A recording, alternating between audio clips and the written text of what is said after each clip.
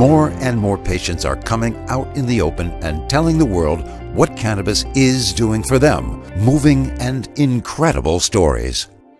Like Tom Curran's story, his wife Marie died 3 years ago. She suffered from multiple sclerosis. It gradually took the life out of her. When asked at one stage, how would she describe it from sort of 1 to 10 on a pain threshold, she said it was about 8. Now, for somebody to have an 8-level pain 24 hours a day is horrific. The battle they fought at the time was for Marie's right to die, having her own choice to decide when enough was enough. Their court battle became a landmark case and a national news headline. Mr. Curran has said he would be willing to assist Marie Fleming in ending her own life if he could do so lawfully.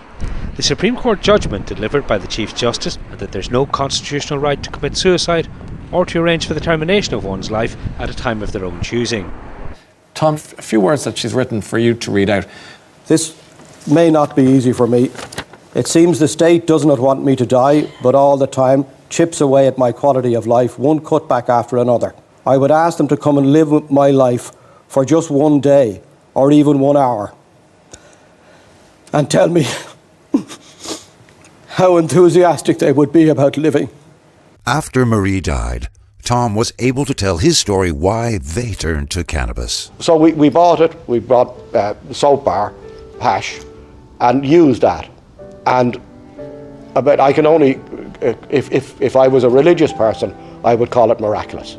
Within 20 seconds, her body just relaxed and the spasm disappeared.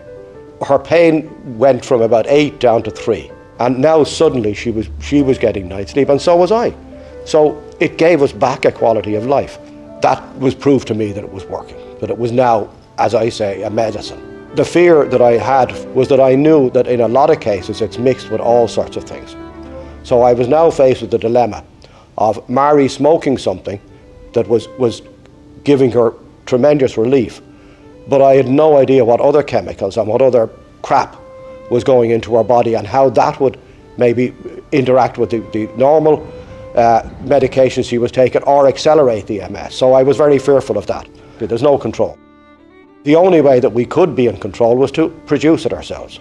So if I was going to grow it, I needed to know which one. Yeah. So again, the MS community with forums were very helpful from that point of view. But one of the things that came back constantly from them was that while one variety might work very well for one person, that doesn't necessarily work for another, which is one of the reasons why we need a lot of research. But in the meantime, we need access as well. For years, Tom was growing cannabis without telling a soul. Because it worked so well as a medicine, I wasn't prepared to go out and tell the world that this is what we were doing and it was working, in case somebody came and took it away from us.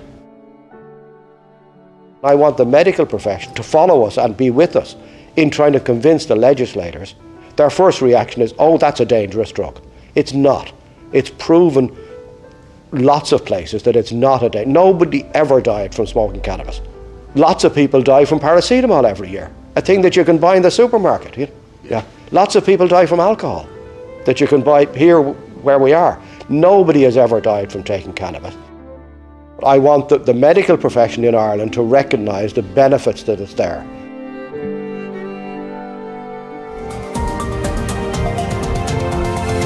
But see, the thing about juicing it is that it's not just all the green juice that you're getting, but you're getting the seeds in there as well. That's also it's been expressed out. So you get this like very, very concentrated green drink. Your source of cannabis news. Cannabis News Network.